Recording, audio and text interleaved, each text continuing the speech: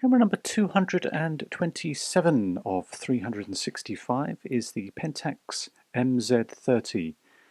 I have a couple of others in the series. They don't have as many features as the single-digit MZ series, of which I've done the MZ5.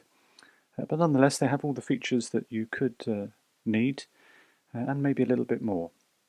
So it takes batteries to operate, and the batteries are housed in the grip here, and there are two CR2 batteries. There we go, two CR2s, and then just close the door and lock it. Plastic is very prominent, but it's not an unpleasant plastic. It doesn't creak, it's quite firm. The lens is the autofocus variation of these Pentax lenses to benefit from all the features of the camera. And we take the lens off with the lens release. The lens is an 80 to 200 millimeter FA lens, 4.7 to 5.6, and has a plastic mount, the camera, as does the lens, which obviously helps it to be so light.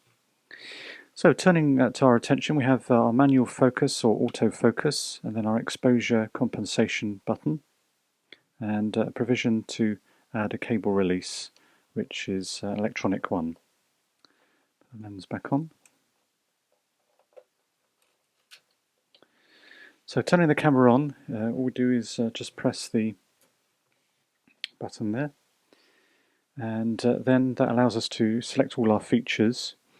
Turning to the right here, we can cycle through our release mode: single release, continuous release, self-timer, and multiple exposure. And then various flash functions are provided there. Auto, red eye seems to be, or off. And then on the other side, we have our usual suspects, our manual, our aperture, and our shutter priority. We have smiley face mode, which is program mode, which isn't shiftable.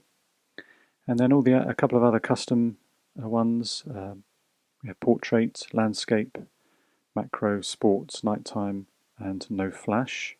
And then we have the option over here of adding audio beeps, and then we can select our ISO. Now we select our ISO and some of the other functions by rotating the collar of the shutter release, and that allows us to choose our film speed.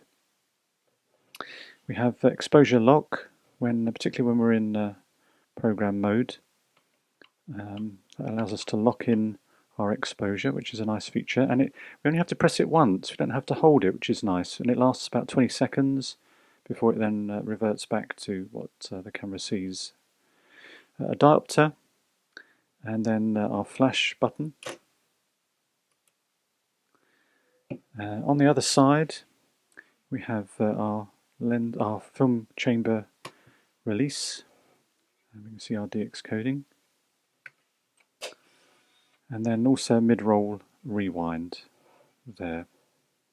And I think that's it. Hot shoe to add another additional flash if we wanted, or take our flash off our camera. So that's pretty much all the functions of the MZ30, which has been camera number 227 of 365.